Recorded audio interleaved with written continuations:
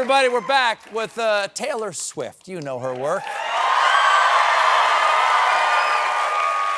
As, you know, not at this scale, but as somebody who has to be out here every night and do the show, no matter how I feel, whatever's going on in my life, you're here for the fans. You feel better being on stage anyway. But I'm just curious, how do you, on your down days, because you have to have some, how do you become who your fans need you to be by the time you hit the stage? Man, didn't you like do your show with like a burst appendix once? I did. I did. Man. I did a 2-show night with a burst appendix. Because I've never done that. That's crazy. You'll get there. Oh my God. So for me, when I'm on tour, especially the Eras tour, I just make a decision at the beginning of the tour that there's no option to not go on stage. Mm-hmm. That's not an option. And it's not an option to perform. I mean, you're not like, oh, I think I'll do this show at like a level 6 tonight. That's not an option. Even if you have like the stomach flu, which I had multiple times during the tour, my goal was like, never let them know you have the stomach flu, you know? And so by the end of the night, there's a quick way to let them know, by the way. There's self-control. Exactly. You know? Sure. No, but it was like I think that it's also about knowing that there is something bigger than you. And for me on that tour, the bigger thing was these people have saved up their money, they have rearranged their schedules, they have arranged transportation, they have had parties, they have created costumes, they have made friendship bracelets. I'm doing the show. Biggest difference between Taylor Swift just walking around and Taylor Swift who appears on stage? Well, where am I walking around? Just like you're home. Just shuffling around the house. You got the athleisure on. Yeah. And you're just I've got like a old Victorian nightgown on. I prefer to look like as if you were to see me in a window, I would like for someone to think they saw a ghost. Do you know what I mean? At home. Sure. Anyway, so like I think that at home I don't want any paraphernalia. I don't want any like plaques or like I don't want a studio. Okay. I don't want there to be any evidence that a music person lives here, except for like my piano and like a guitar, but the guitar is not like hung in a prominent place. It's like I like it to feel very cozy at home, and like if I'm gonna go to the studio, I go to the studio, and it's like special day today. I get to go to the studio. Sure. I also feel like I don't know. I am really like my close friends and the people in my life and my family are all just so locked down in terms of like, I can tell them anything and it never ends up in the press. It never does, and it's really nice. That's nice. Yeah. I promise you, nothing you say tonight will end up in the press. Yeah, this feels like that kind of situation.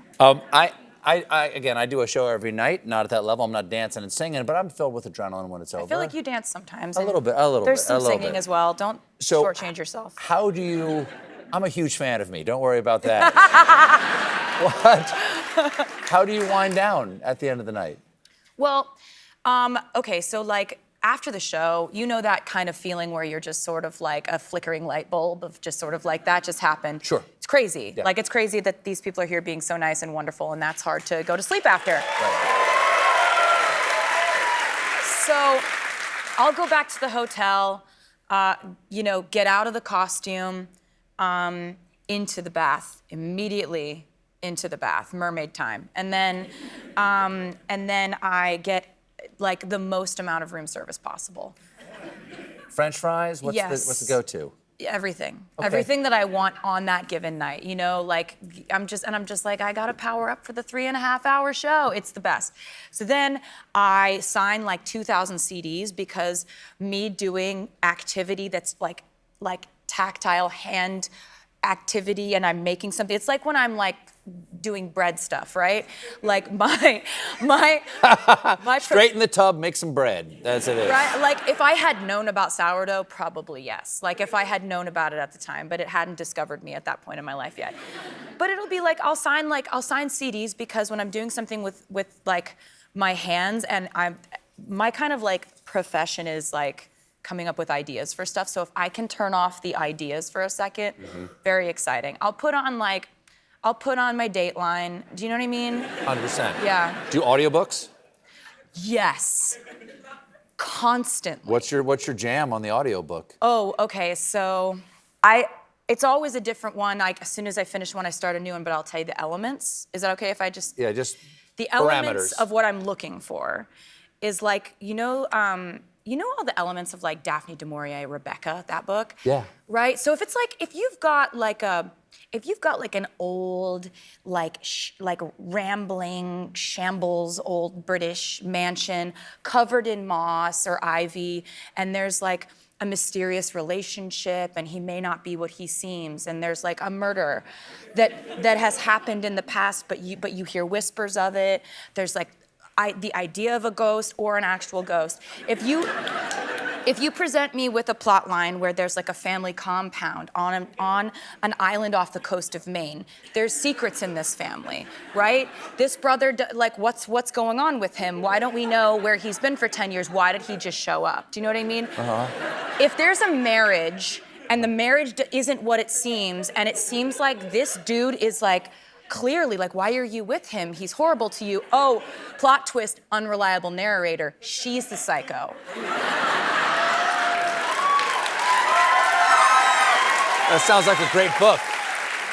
That sounds like a great book. If you got any of that, I'm gonna need to read that. And when I say read that, I'm gonna need someone to read that to me. You bring your cats on tour, Yes, I I understand, do. and you say, you say at one point you woke up with a cat on your head. Is this the moment we're talking about? Yeah, that's pretty much what it looks like when you have a cat that sleeps on your head, because it's really like this is my youngest. His name is Benjamin Button, and he's really really attached to my pillow wherever that may be, in whatever country that is. They travel with me everywhere. I gotta say, there are worse things. There are worse parts of a cat to wake up on your face, you know? I know. The paw is pretty good. No, he's really thoughtful about that. And he makes sure not to like obstruct any airways and stuff, so it's good. It's nice. We're gonna take another break here, but stick around. More Taylor Swift when we come back.